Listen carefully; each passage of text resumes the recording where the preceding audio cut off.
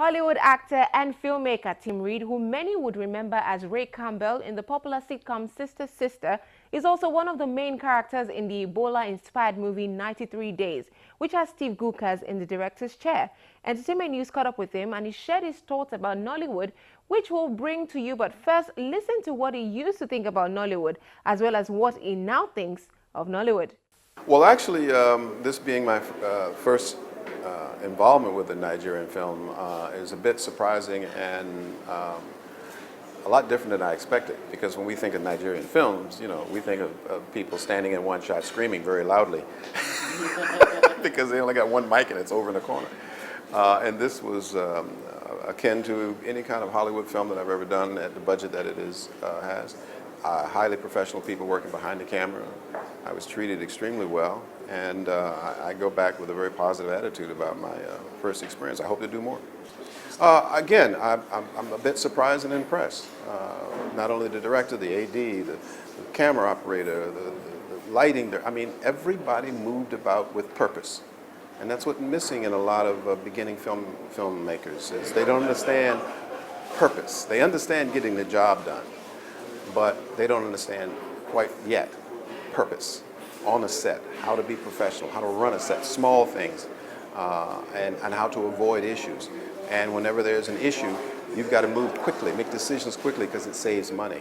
And I felt on this set, there was really nothing different on this set than any independent film that I've ever been involved in. And it was really, I mean, it was equipment, everything was handled professionally, the lighting, and I watched because I'm a filmmaker. And I put the actor over here. An actor has to learn his lines and not bump into the furniture. But the filmmaker in me was saying, I like this. This is a bit of a surprise for me.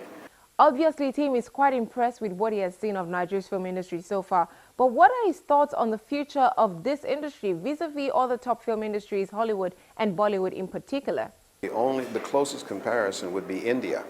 And that is, they make films for an audience that's hungry for the films. Nollywood didn't make films for Hollywood. It didn't make films for England. It made films for its people, telling their story.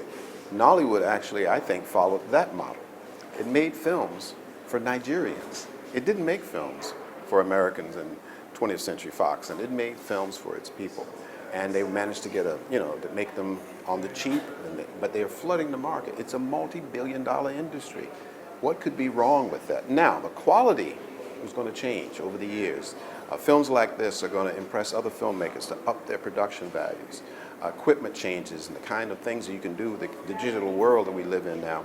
So I think that within, and I was just predicting, I think within 3 years, a film from Nigeria, by Nigerians primarily, will be nominated for an Oscar, either in the documentary category or... I just believe that this is on a fast track. And the wonderful thing about it is that it set up its own distribution model first. This is the only country of people of African descent that started that way.